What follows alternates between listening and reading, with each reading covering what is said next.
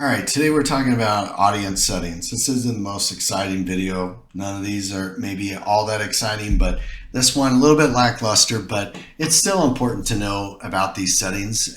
Really, depending on what your needs are, these may be extremely valuable to you. So if I go into, I should have started at the home page, but we're going to start at the home page, go into an audience, and I'm going to click on settings to get into those settings. So now we have the audience name, pretty straightforward. You can rename it here or you can rename it up here. So you have a couple different options on how you rename that.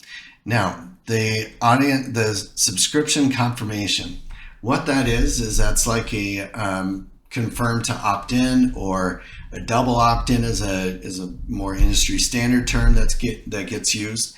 And so with that, when you import or when somebody fills out the form, anytime that somebody opts in, then you can send a confirmation email to that person. So basically they are set in a pending state until they confirm. And when to confirm, you can edit the email, and we have the email already set up for you, but you can control what this email looks like. And this just allows you to confirm your subscription or your opt-in. And so we'll give you a button, and then we also give you more of the text style link as well. So that kind of gives you that option to do that.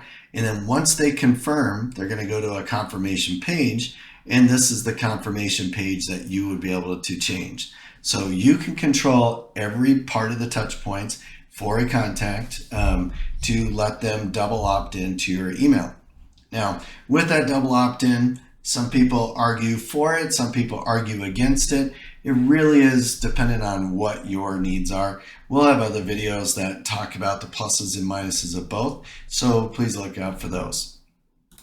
Now, the mail from, or the mail domain. This gets a little bit technical, actually a lot of it technical, but this has to do with email authentication, and more importantly with DMARC. So DMARC sets up policies that control when email should be accepted for your domain. The mail domain really handles the cases where DMARC is set up with very strict policies for SPF and for DKIM, which we'll get into that in another video that talks about email authentication. But if you're more of an enterprise level customer, that's typically where we see this being used. Then mail domain can be set up, and that just controls the sending domain, not the from domain, but the sending domain that we would be sending this email from. So with that, I'm just going to leave that alone for now. We'll get into that in another video and make it a little more worthwhile there. But then we have campaign footer information. So if you put this information here, this will just default from your account, but you can put in your address information, and this could show up in the footer of your email. So we give you a standard control that you can insert that footer. We always suggest putting that in. CAN-SPAM requires that you have a mailing address. We are certainly not legal experts, but we highly suggest that you always have a mailing address in there. Kind of zigzagging back and forth, but that's okay. So campaign defaults.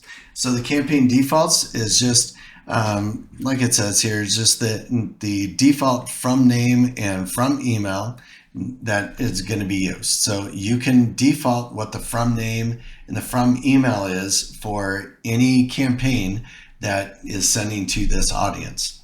So that way, if it's always the same every time, you'll always have the ability within a campaign to change it. But in here, you can also change it as need be through this mechanism. Data field categories. I invite you to look at the data field video that talks about this. This just helps you lay out those data fields within different cards. So when you're managing your contacts through our system, you can kind of control what that form looks like. GDPR settings. Last thing in here.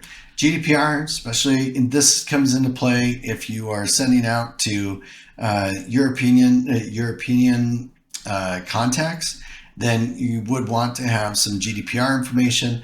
This sets up the values that will display in the GDPR question within your profile preference and your sign-up forms. So you can control these different permissions and the legalese that would be displayed.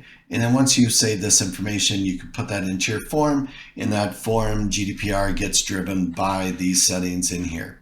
So any form that uses GDPR within that audience, it's going to pull that information from here. So with that, the settings is pretty quick and easy. So again, if you have any questions, please reach out in any form you can think of that actually connects with us. Chat, email, social, video comments, what have you. We will make sure to answer any of your questions as thoroughly as possible. You can always reach out to us for strategy questions, not just technical questions. So with that, have a great day.